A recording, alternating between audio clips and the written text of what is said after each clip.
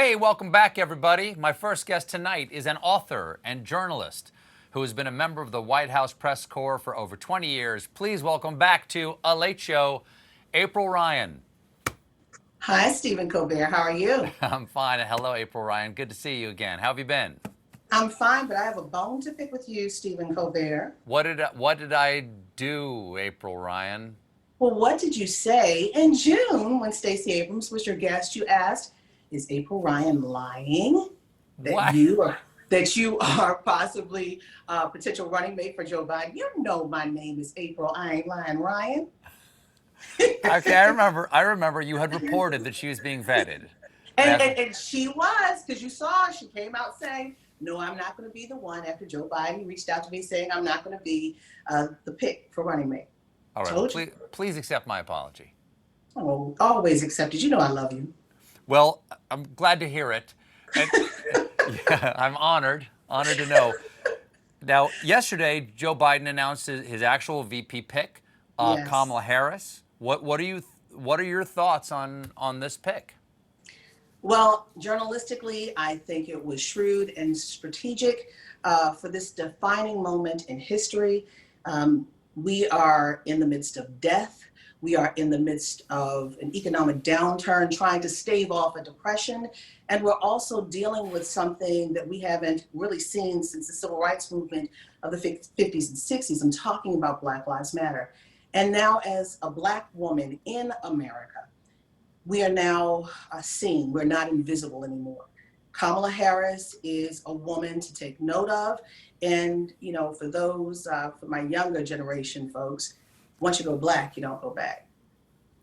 Let me write that down. Let me write that down. That's sound advice. Black, there we go.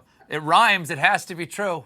It Has is to be true. true. That's right. April Ryan, Lion, Ryan. Now, what do you make? What do you make of some of the sort of hostile trial balloons that are floated by middle-aged conservative white guys saying, like, well, she's not really an African American. Let's not get all excited about this.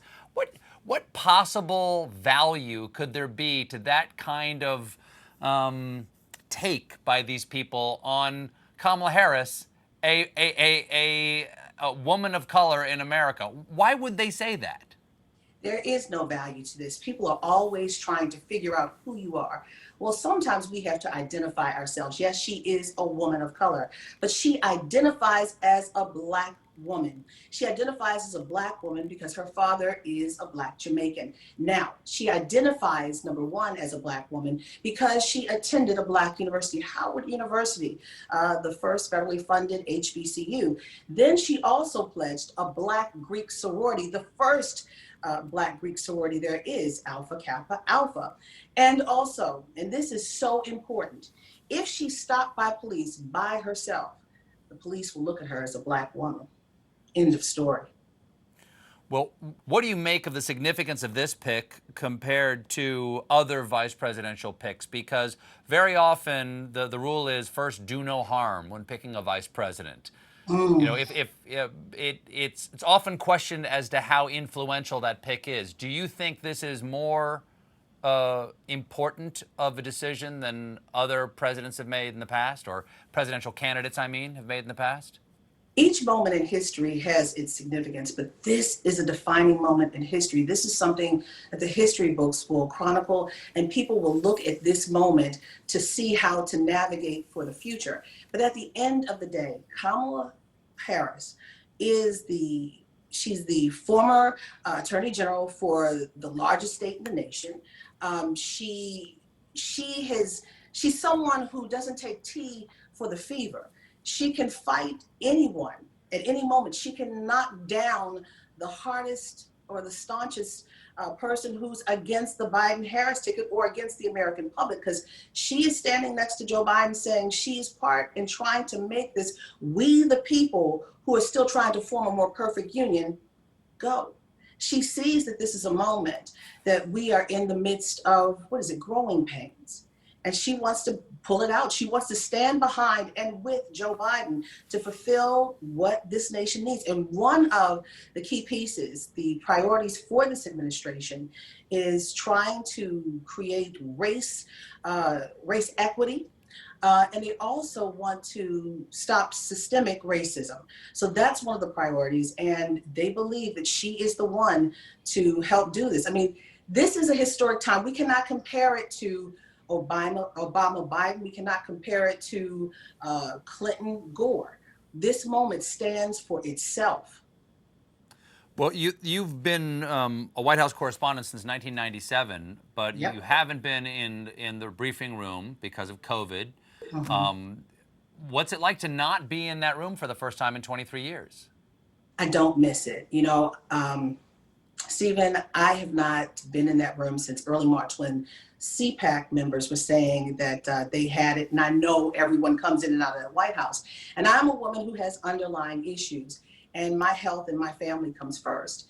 And I made the decision because I said, look, we have a man, the leader of the free world, the president of the United States, who comes in that room and lies as people are dying, as people are trying to figure out how to make ends meet, as people are trying to stay in their homes. Life and death is happening, and it's a reality show for him. So why would I go in and risk my life for a lie? Why would the American public sit there and watch me possibly contract the disease for a lie? So I am not missing this. I do believe that room has been used wrongfully in this moment. But at the same time, I am still doing my job, and I'm doing it better breaking news here than I am at the White House. Well, there's a new press secretary since you last left, Kayleigh McEnany. I assume you know everybody. Do you know Kayleigh? Yeah.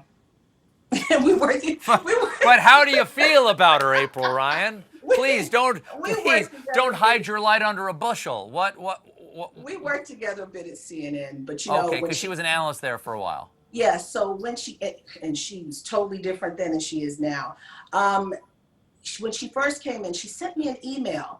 I guess it was a peace offering saying, "Oh, I can't wait to work with you, et cetera, et cetera." I said, "Call me." Did she call me? She said, "Oh, I've got a lot of meetings." I'm like, "Girl, bye. Lie, pants on fire. Move on." Now, you've been tweeting a lot about Kanye West recently. Yes. And you've been telling people to take his run seriously. Yeah. Now, he doesn't seem, and even his wife has said that she's worried about his mental health. He doesn't seem that mentally strong right now. And it looks like he's being sort of cynically helped in some states by people actually working for the Trump campaign. Yeah. What do you make of what he's doing, and why do you say take him seriously? I say take him seriously because we didn't take seriously the occupant who's in the White House now, and look at where we are. So at the end of the day, this is not about mental health. This is about the country. The stakes are too high. I'm thinking about saying another word. The stakes are too damn high. Everything comes to the White House, from war to peace and everything in between. And it's said that every year he goes through something like this because he's not taking his meds. What if Kanye West were president today, in this moment, and not taking his meds? What happens? You have to be sober enough to understand the gravity of every situation that comes in. And at this moment, get yourself together, Kanye, and then maybe come back, but not now. And I'm going to say this as well. Mental illness, again, is a real issue, but it's not about that. It's about Kanye West wanting to be president to basically take the numbers, the black numbers, away from Joe Biden. And you have to pay attention to this because look who's supporting Kanye West. People who actually look at these people and listen to Elon Musk, Chance the Rapper, Nick Cannon. I don't necessarily understand that myself. I don't. And for the GOP to be orchestrating this, if indeed he gets on any ballots, he could play with those electoral college numbers. And it could mean we stay in this situation. And if we don't change from this moment, it's irrevocable. It won't go back. We can't fix it. Well, April, we've got to go. But before we go, I just want to ask one last question. Yes? In 2018, you asked President Trump, "Are you a racist?" Do you still have to ask that question? Oh, no, I don't have to ask it. He's racist in chief. He's liar in chief. He's spreader in chief. He's narcissist in chief. But he is definitely a racist without the hood. April Ryan, everybody. We'll be right back with actor Jason Sudeikis. Thank you, ma'am.